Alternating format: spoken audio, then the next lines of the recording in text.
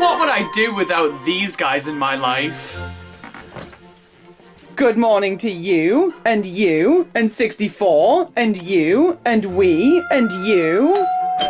Morning. Delivery for Rawk? Carson, did not take you as a mailman. So, funny story. I was forcing someone to work a ridiculous amount of overtime, and the next thing you know, I got promoted. Anyway, are you Rawk? We've known each other for a year now. Policy's policy. Well then, yes. I'm Rawk. The one and only. I somehow doubt that. I would love to stay and chat, but I do have a delivery for a guy called God. Big day for you, huh? And then I have a beast to be. Back to EA for me. You enjoy that, buddy. Nice! Can never have too many copies of this gem. I love absolutely everything about video games. It's why I collect them. And man, there is no better feeling in the world than having a giant collection of all the games you've ever wanted.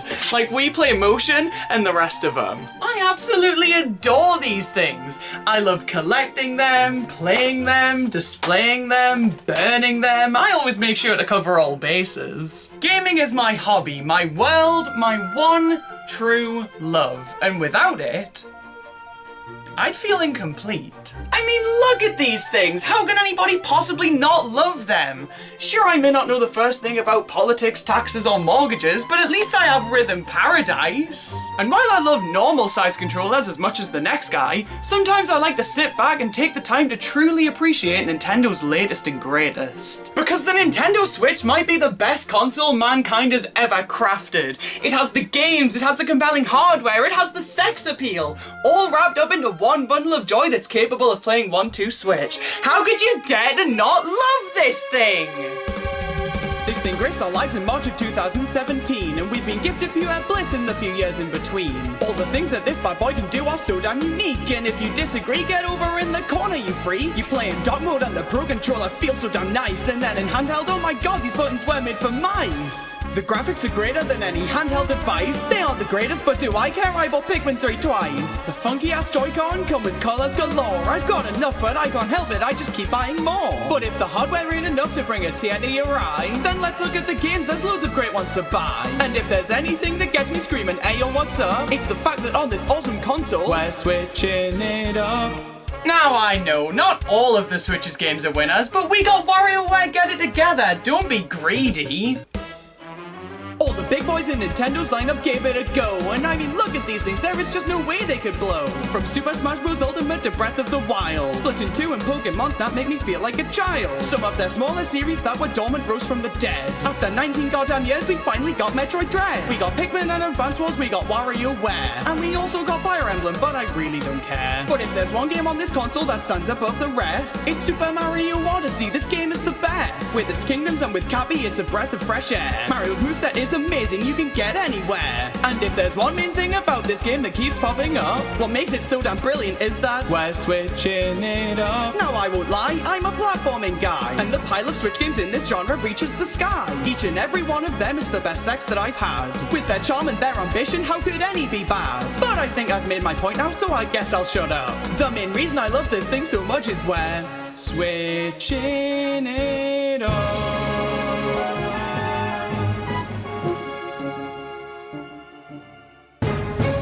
Hey, what's up? It's your boy Rawk. I have a ceaseless passion for video games. They're what make up the vast majority of my life. But if you didn't already know that, what are you, fucking stupid? Having so many video games means I'll never run out of things to talk about. Sure, I may have already talked about the Wii and 3DS, but just look around me, I still have plenty to choose from. Naturally, I have a bit of a bias in terms of the retro stuff, so I could probably talk your ear off about the Nintendo 64 or Game Boy if you let me, but I think today I want to spice things up. Because while the retro stuff is great, that's not to discount Nintendo's modern efforts, and you don't get more modern than this fucking thing. The Nintendo Switch is a great console, and I must apologize to the 3 people out there who weren't already aware of that fact. I should have given you a spoiler warning. It has so many good games on it, and a lot of companies are getting in on the action, releasing great game after great game onto the little thing. Pick any month and there's a 100% guarantee that there is a chance that there might possibly possibly be a game that you might enjoy. Unless the month you picked was in 2020, where you could pick from scoliosis or a bee sting. The Switch has seen tons of support from damn near every developer with a keyboard and an open weekend. But obviously at the top of the class we have Nintendo. It is their system after all, and every game they release just screams, "I'm good, buy me!" And I'm a sucker for peer pressure, I just couldn't resist. But Nintendo aren't the only company squirting out playable code. We also have companies like Ubisoft. Their releases have been questionable. They were hesitant to port anything over at first, and instead developed an exclusive game for the Switch. And it was a crossover between Mario and the Rayman Raving Rabbids. And it was a tactical turn-based RPG. And it got a sequel. Interesting tactic. But recently, they've fallen victim to tradition, and began porting some of their legacy IPs to the Switch. Uno, Assassin's Creed, Just Dance, all of which came to the Switch eventually, and I only bought Mario and Rabbids. If it doesn't have this Italian f*** on the cover, I ain't buying. Square Enix also took a jab at the Nintendo Switch exclusive, and pumped out Octopath Traveler. It's almost like RPGs work well on the Switch. This game's art style is absolutely stunning. The gameplay is extremely unique, and they ported it to PC. Son of a bitch! But that doesn't take away from the fact that this game feels perfect on the Switch. For the time that it wasn't exclusive, it fit right in amongst the rest of the exclusive library. I mean, look at these visuals and tell me, I want to play this on my Xbox! No, this thing absolutely reeks of the company who made Donkey Konga 2. They also started to bring over the Final Fantasy games, and they wouldn't shut the f*** up about Dragon Quest XI for almost a year, that was fun. But the Final Fantasy Pixel remasters? If you wanted these games but aren't willing to play them on Steam or mobile, then I have a request for you. Go f***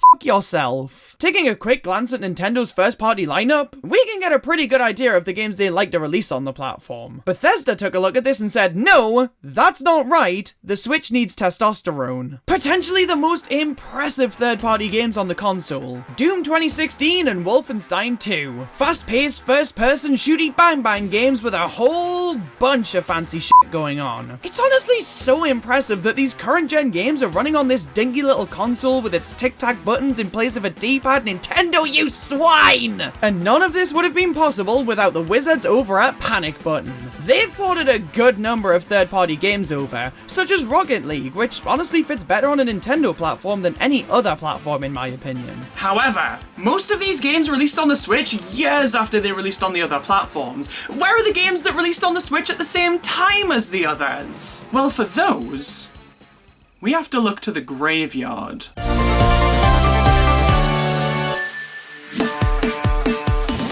Sega, the company who many moons ago succeeded so hard at video games that they eventually failed. Their support on the Switch has been mainly ports of older titles, but at least there was Sonic Mania. Sonic Mania is another case of a game that is on all platforms, but unlike most of the others, it released on the Switch day and date with the other consoles. But it just feels at home on the Switch. I mean, come on! Look at it! This game was a love letter to the Sonic franchise. After many years of less than stellar games, this game came bursting through the doors and into the hearts of Sonic fans around the world. This game was something of a return to form for Sonic. In the 10 years leading up to this game's release, most of the games spliced 2D and 3D together with varying degrees of success. But Sonic Mania decided that the third dimension is for pussies, and sees the return of classic 2D Sonic platforming, minus all of the bullshit. It took what worked with all 2D Sonics prior to it, cut everything that didn't, and streamlined, improved, and masterfully crafted an experience that no other game in the franchise can offer. Sonic Mania is legitimately one of my favorite games of all time. They laser focused on fun above all else. The devs wanted to make the game that they had always wanted to play, and it shows. You see, Mania was developed mostly by a group of fans, and was a passion project through and through.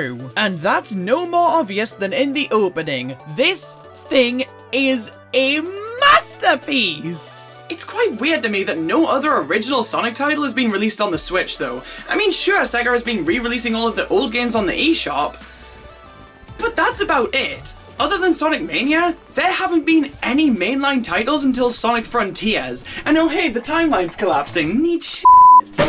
You have defied me for too long. You disobey my orders. I take away everything that's stopping you from fulfilling my needs. You did this to yourself.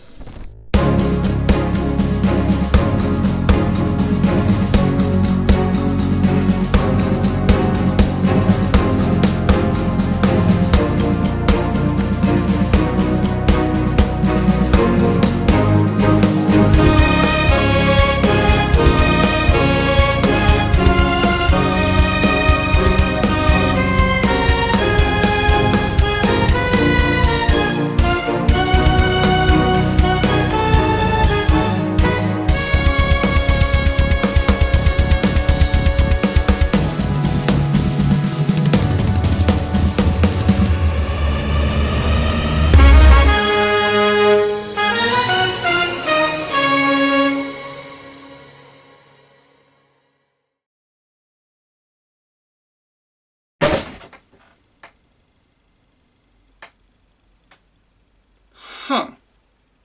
I guess this is what happens when I talk about something that isn't older than me. Well, that's good to know for next time, so I guess I have to talk about something else now. I guess it's time for me to finally take a look at My Health Coach Stop Smoking with Alen Carr. Damn it! I must have left my entire collection in the car again. No biggie, I guess we'll just take a look at... Nintendo Land. What? Kid Icarus Uprising then? Donkey Kong Jet Race?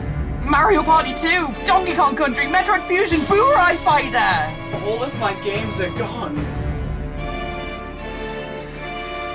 All of my games are gone! Ah! Oh, thank God. There's at least one game here I can talk about. No. No. No, no, no, no, no! How did this happen? Where the hell are all of my games?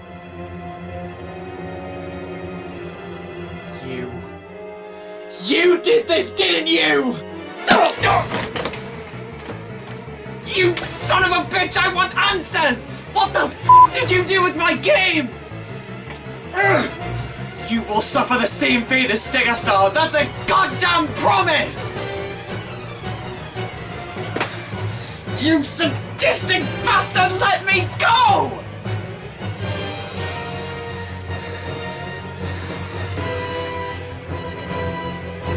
No!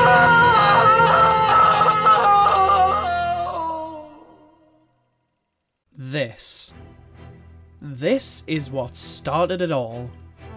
This one tiny cinematic is what led the world to where it is now. Sonic Force... Oh my god, even just saying its name makes me feel sick. Sonic Forces was initially revealed as Project Sonic 2017. It's become something of a joke to say that Sonic hasn't had the best time since making the transition to 3D. But it's true. Of all of the 3D Sonic games up until this point, there were only like 2 that were worth playing, and Sega knew it. They knew they needed to change things up for Sonic's next big adventure, and that's exactly what they tried to communicate with this reveal trailer. The game seemed to be going for a much darker tone, which isn't new for Sonic, but definitely hadn't reached its full potential yet. It also showed the return of classic Sonic, just like in Sonic Generations, and considering that that game was one of, if not the greatest 3D Sonic game, it got people excited. In a later trailer, a third playable character was revealed, being a custom avatar, and the main villain was also shown off. And the game ended up releasing on the 7th of November 2017. Now, I bought this game as a joke back in 2018. I saw a new copy on sale for only £15 and I thought to myself, you know what would be funny?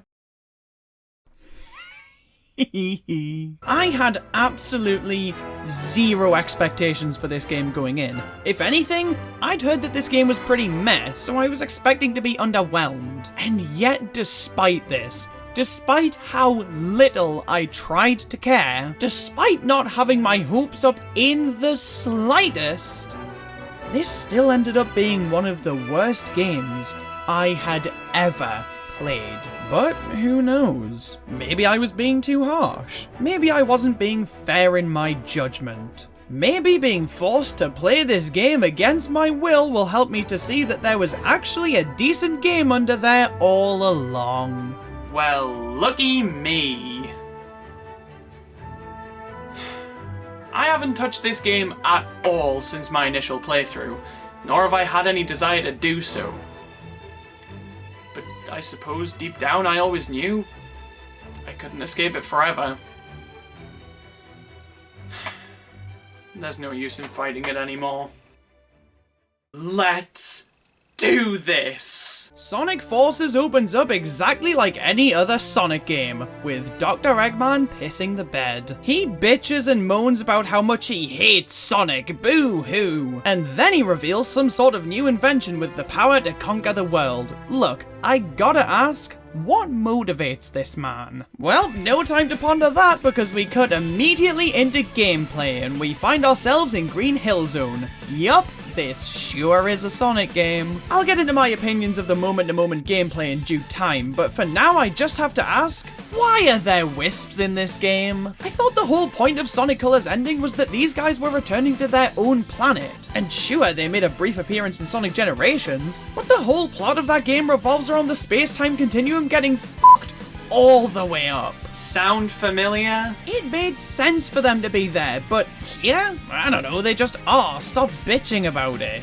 Also, Green Hill is sandy now. Again, no explanation. But Sonic is sure to inform us of this with an incredibly witty remark. This was written by professional writers. After we beat this first stage, we cut to a cutscene of Eggman terrorizing Tails and Rats. Until Sonic comes to save the day. He tries to hit Eggman until, uh-oh, Eggman didn't come alone. These guys just start kicking the shit out of Sonic. And instead of doing anything about it, Tails pulls out his Switch Lite. This pissed me off more than it had any right to. We've seen so many times throughout the series that Tails isn't immune to combat. And even if he was, he could have at least done more than just fucking standing there. This dumbass can fly! Sonic was clearly in over his head and they could have retreated, but no! Let Sonic eat the dirt, there's nothing more that can be done. Sonic passes out and...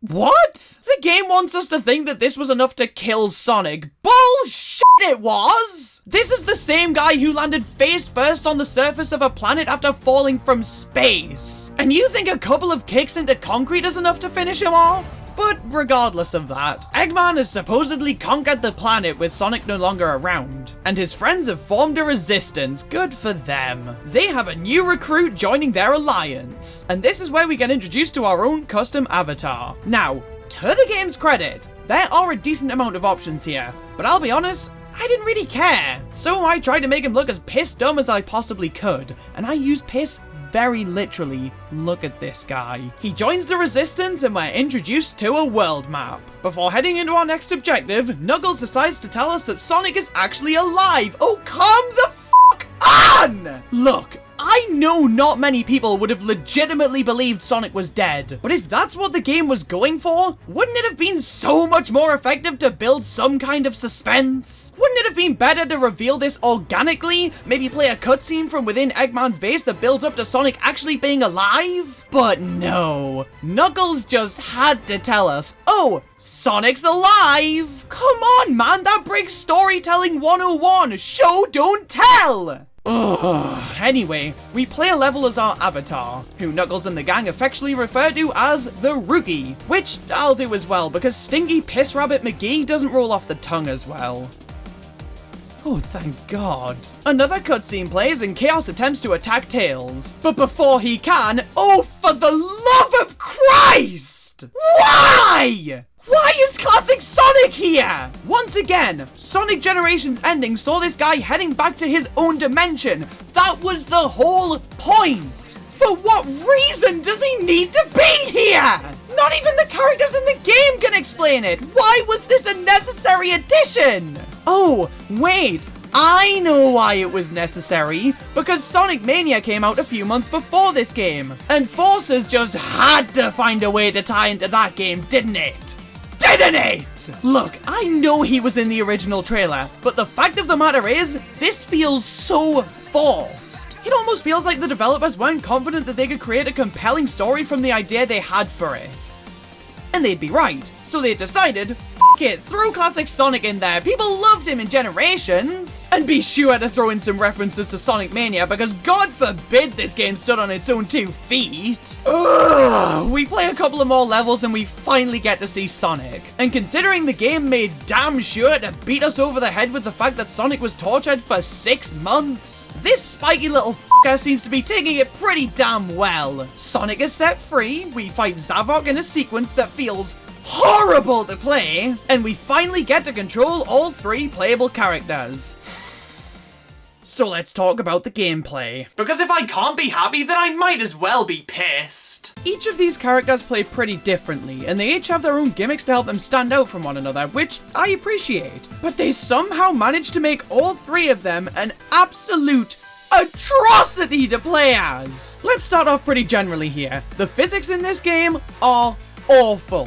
They just feel so floaty and imprecise. It feels like an absolute gamble whether or not you're actually gonna land where you wanted to land when you jump. And then other times you'll just fly into the butt of nowhere for no damn reason. Look at this! Why did that happen? So, that's annoying. There's also no real sense of momentum. A lot of times when you're running and you jump, you'll come to a complete standstill when you land. I don't know if Sega knows this, but that kinda goes against the core premise of their character. I get they were trying to take the series in a different direction, so good job, you did it. But you made it actively worse. Now let's get into specifics, starting with the rookie. What the fuck is the point in this character? They could have made him unique in so many different ways. He's not Sonic, so make him slower and play like a more traditional platforming character. He doesn't have the spin attack, which therefore means he can't do Sonic's homing attack. Fantastic! With those 2 things, you've made a character that feels completely unique. So what did they do? Well, for starters, not that. And secondly, they fucked up. I would've had a bingo! The rookie is the same speed as Sonic, and has his own version of the homing attack. The only real difference between him and Sonic is that he has a gun. Whoop-de-fucking-do. To the game's credit, it feels pretty good blasting enemies with this thing. It gives you a reason not to use the homing attack, but my problem is, Sonic also has a way of killing enemies without the homing attack, being the boost, which is just a quicker version of the rookie's gun. I know I said to make the rookie slower than Sonic to differentiate the 2 characters, but when everything about them are already the same, but the rookie just has a slower attack, every time I'm forced to play as this character, all I'm gonna think is, why would I ever choose to play as this guy over Sonic? This game is damn lucky I have no free will right now. Speaking of Sonic, he also feels pretty miserable to play as. Look, I enjoy the boost formula well enough. Sonic Colors was fantastic in my opinion. So it's not the formula as a whole that I have a problem with,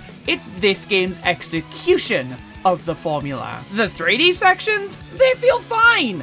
Good even. There's a decent amount of fun to be had boosting through these sections, or taking the time to try and find ways of getting to different areas, but the 2D sections? I'm sorry, I never do this, but could I return this food? There's dog shit in it. These sections feel so damn slow. I know that's kind of the point, but it does not feel good. And the double jump? Forget about it, man. This thing is absolutely worthless. It does not give you any additional height, and mainly acts as a way of keeping you in the air for a couple of extra seconds. Think the twirl move in New Super Mario Bros. See, I was almost pissed off by the fact that Sonic is the only character that has a double jump, but this thing is so worthless, I'm actually kind of glad about that. And then classic Sonic. Good fucking Christ! Classic Sonic! First of all, I could kind of understand this character being here if he was the only one to play in a 2D perspective, which is what makes the most sense. But not making sense is this game's favourite pastime, so of course the other characters have 2D sections too. So, take all of my issues with the rest of the gameplay and combine them with somehow even worse physics. I'm sorry if this point has been made by many people before now, but look at this fucking lunacy! What the hell do you mean Classic Sonic can't run up this tiny ramp? Are you serious? Sonic's whole thing since his very inception was being fast. And yet he can't even make it up this ramp? How is this game real? Oh, but the ramp behind it? The super steep one that you automatically run down? Yeah, that's no biggie. He can get up that puppy easily. But then he can't get up this one. Why? This isn't even an isolated incident. It happens again later on. Once again, I get that the 2D sections are slower by their very design, but this is taking things too far. Give me one good reason that I have to go out of my way to do a spin dash just to get over this ramp. That's right, you can't, because there isn't one. It does not make any sense.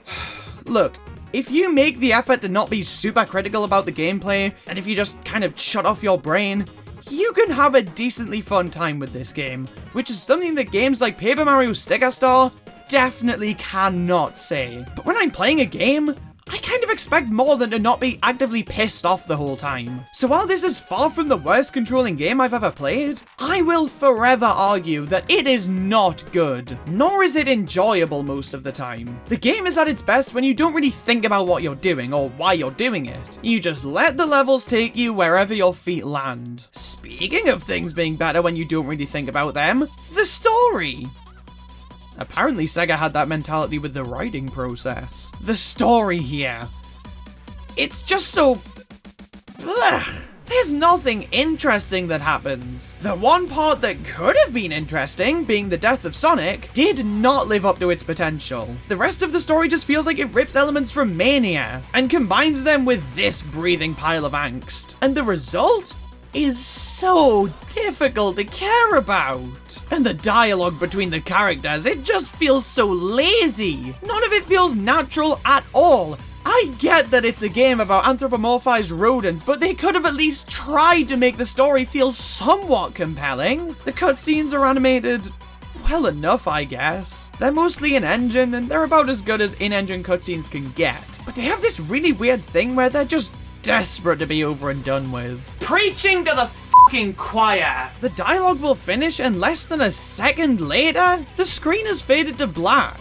It makes the cutscenes feel hurriedly slapped together with little to no actual thought or care. That might not be the case, but that's how it feels. So, after all of this bitching and moaning, does this game have any redeeming qualities?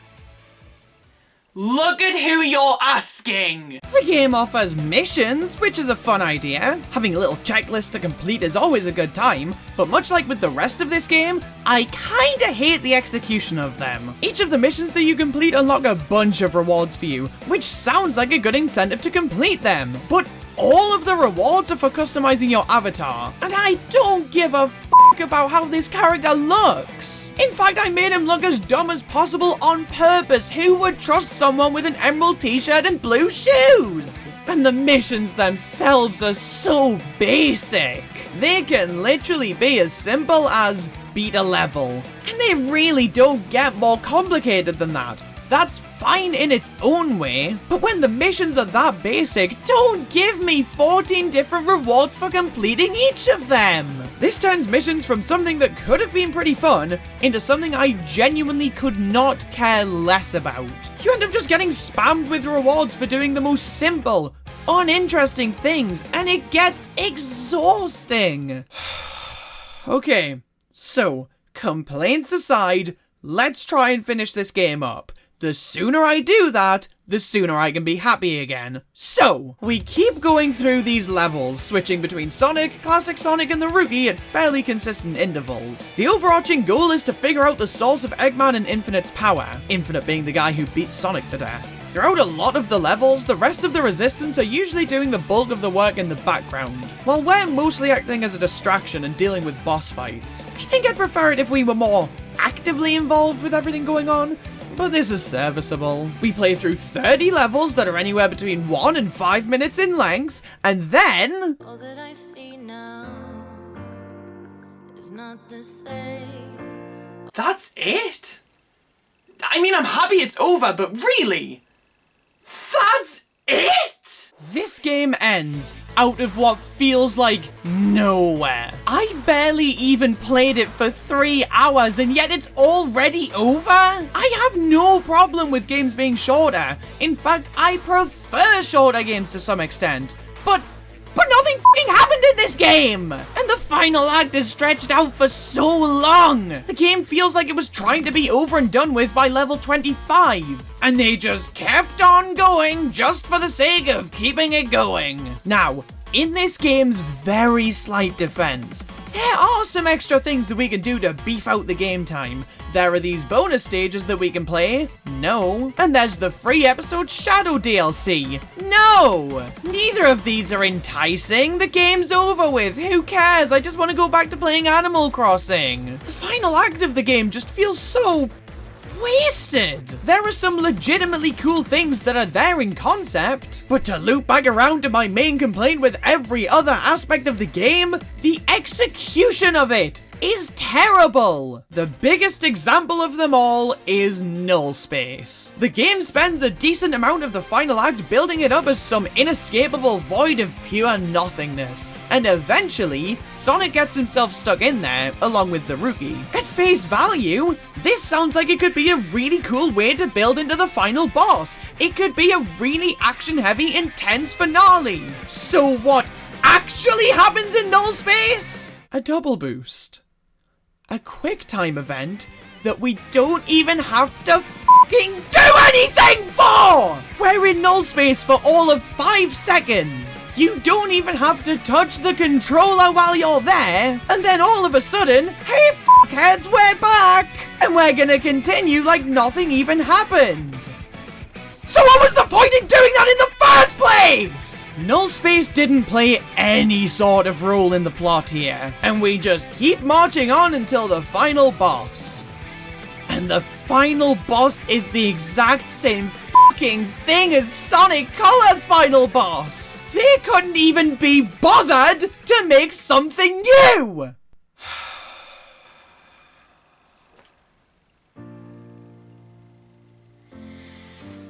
Well, it's over. I'm done. I beat the game finally. I went pretty hard on this game, and I stand by all of my criticisms. But when the game is as short as it is, should I even really be focusing on these criticisms? Here's the thing.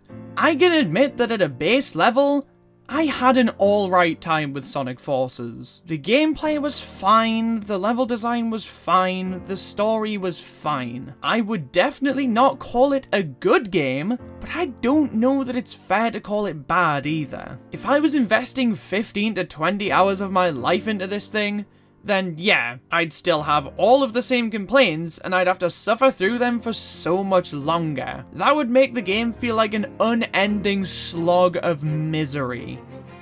But this game was over before I even had time to fully recognize everything I perceived to be wrong with it. But because I was forced to sit here and play this thing, it opened my eyes to more of its problems. It made me focus on the bad stuff more than anything else, and because of that, my feelings on this game will forever be tainted. If I was able to just sit down and play through this game the same as I would have any other, if I wasn't looking at it through such a critical lens, I probably would have been able to say that this was an okay game. And hell, I'll admit it right now, it's far from the worst game I've ever played, even with all of its issues. But I was backed into a position where I would never be able to enjoy this game as much as I probably could have.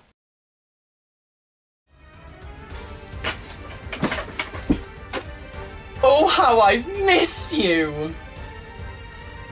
If all I had to do to get out of this situation was say something nice about the game, what was the point in making me play it against my will? I had no choice but to be hateful towards it because it took away my freedom! If you want to find something to be critical of, then it's so easy to find it, no matter what it is you're talking about. Having the right mindset is crucial in the enjoyment factor of games, and I had that privilege ripped away from me!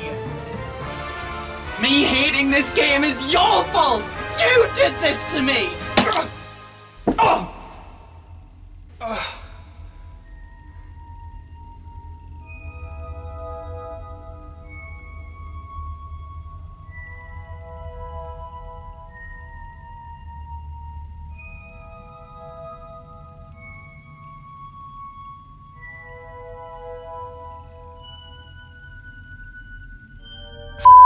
You.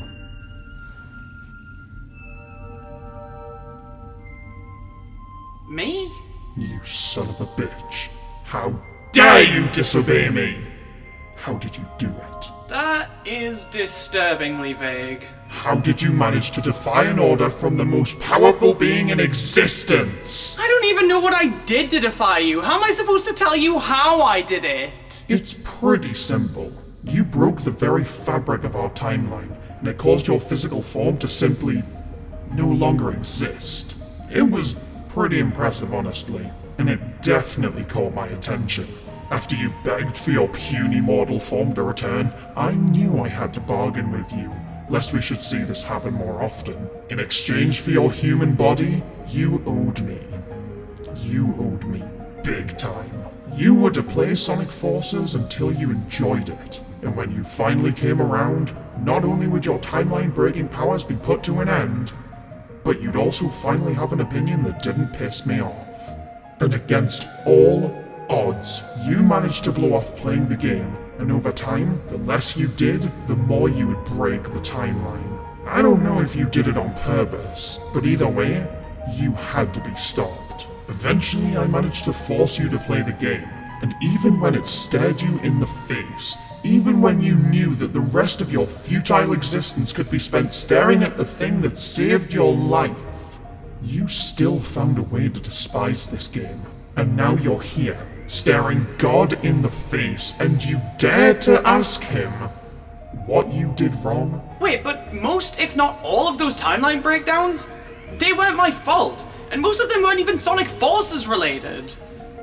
Also, what the hell is wrong with me disliking this game? I dislike loads of games! Really? Name one. Sonic Forces! Am I not allowed to have that opinion? You still don't get it, do you? This is pointless. No, wait a minute, I want answers! Oh, I'd love to give you them, but if you'll excuse me, I'm going to use that there amiibo scanner to eliminate you, and I'll spend the rest of my afternoon ensuring no other mutants are walking around with a hatred for Sonic Forces, and then it's bath time. Now, where the hell did I put my Sonic amiibo?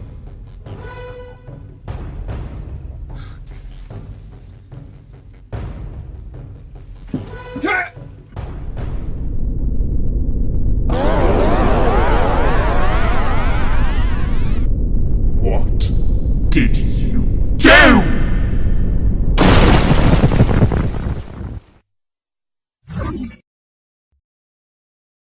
You insolent little pest, you've really done it now! I didn't want to have to do this, but you've left me no choice! Mecha Forces, activate!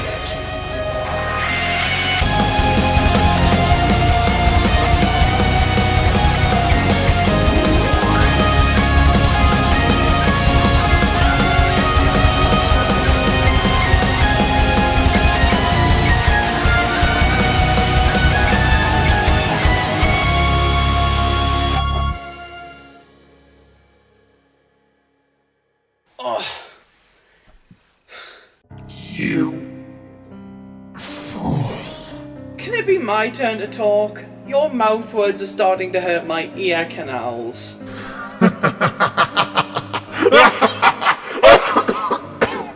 I'll take that as a yes. Look, I get why you think Sonic Forces is so great, and after going through all of this being too stubborn to be open-minded about it, it's not worth it. I'm willing to admit that this game isn't that bad. But even if I didn't think that, that's okay. That's the beauty of gaming. There's never a right or wrong opinion to have on a game. And I know you're an immortal being incapable of truly understanding human emotions. But the fact that I was able to defeat you with nothing more than my love for another game, that says a lot. And while I have your attention, what did you do with my games, you sick bastard? You humans will never cease to annoy me, but I suppose I can't ignore what you've done. Don't think for a second that this is the end, though. I'll keep pushing you until you eventually break. I somehow do not doubt that. Well, taking away your games was the only way for me to be able to take this form. So I guess you'll get them back any minute now. Because I never said anything about being immortal. Have I killed God? No, dumbass. You've just killed his physical form. I'll never truly be gone. Okay, well, I can probably live with that. Oh, Jesus! Christ!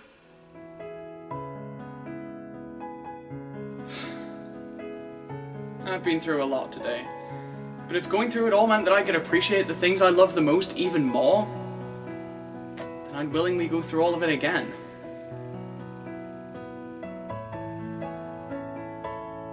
This might not be my favorite game, but it is somebody's, and I should try and remember that before I'm so harsh towards it.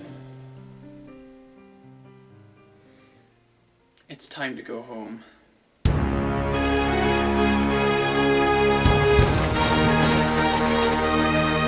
Turns out after all of that, I no longer hate this game. I used to think it was terrible, bad, stupid, and lame. I guess the lesson learned is that our minds can be turned. Oh, this game still ain't nowhere near the top. But regardless, we're switching it up.